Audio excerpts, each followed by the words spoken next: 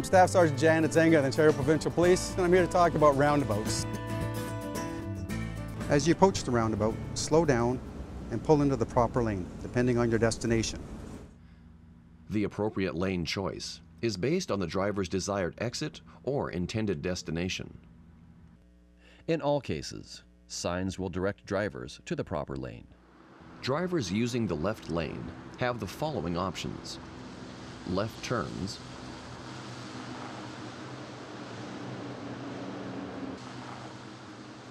straight ahead movements. Vehicles using the right lane must make an immediate right turn or a straight ahead movement. Remember to maintain your lane position. One of the most important concepts of a roundabout is the yield principle. All vehicles must yield to traffic inside the roundabout, as well as vehicles exiting. Drivers should only enter after sufficient space is available to maneuver safely into the roundabout. Defensive driving is appropriate in all situations. Make sure you are aware of other vehicles within the roundabout and be alert to drivers entering and exiting. Everyone must follow the rules of the road. Failure to observe these rules will create unsafe conditions for you and other drivers.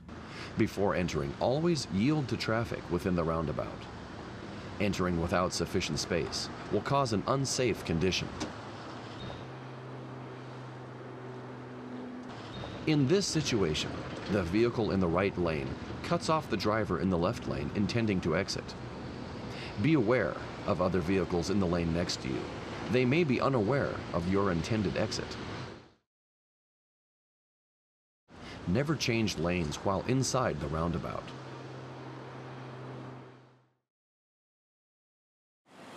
Some people think that roundabouts aren't designed to handle large vehicles, but there are actually features built into the roundabouts that allow vehicles like buses and tractor trailers to navigate the roundabout easily. The slightly raised area around the outside of the center island is called the truck apron and designed to accommodate large vehicles. If you see a truck or a bus with the back wheels up on the apron, don't worry. That's what the truck apron is there for. Also, large vehicles may have to use more than one lane on the approach or within the roundabout to make a turn. All drivers should be aware of these features at the roundabout, and you should always give large vehicles plenty of room to maneuver.